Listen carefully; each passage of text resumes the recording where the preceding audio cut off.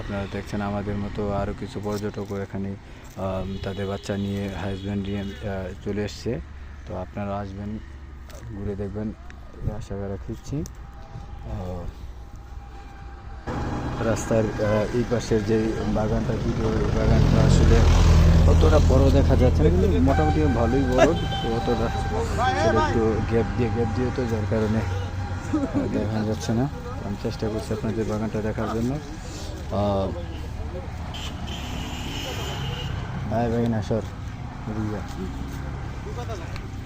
এই যে দেখতে পাচ্ছেন আমাদের নবী মামা এখানে আসলে ছবি তোলায় ব্যস্ত।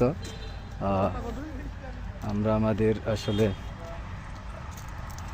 আপনাদের ঘুরিয়ে ঘুরিয়ে এই বাগানগুলো দেখানোর চেষ্টা করছি।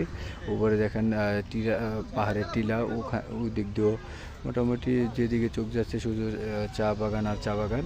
তো আমাদের এরিয়া খুবই বড়। এই চা বাগানের সম্পর্কে আমি কিছু জানার চেষ্টা করব যারা চা বাগান দেখতে আসছে তাদের সঙ্গে। আচ্ছা নবী মামা, আপনি যে চা বাগান দেখতে আসছেন, আপনার অনুভূতিগুলো বলুন। ভালো লাগতেছে, আজকে অনেক ভালো ফিল হচ্ছে। কতদিন পরে আসলেন? অনেক দিন পর আসলাম। আপনার অন্যান্য যারা পর্যটক যারা আপনার এই ভিডিওগুলো দেখবে তাদের উদ্দেশ্যে আপনি কিছু বলেন।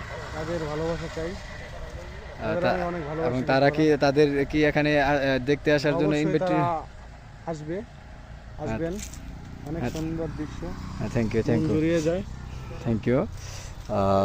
এই যে আমাদের শরাফত ভাই ছবি তোলায় কি খুব ব্যস্ত? শরাফত ভাই ছবি তোলায় ব্যস্ত? আচ্ছা, আমি একটু পরে কথা।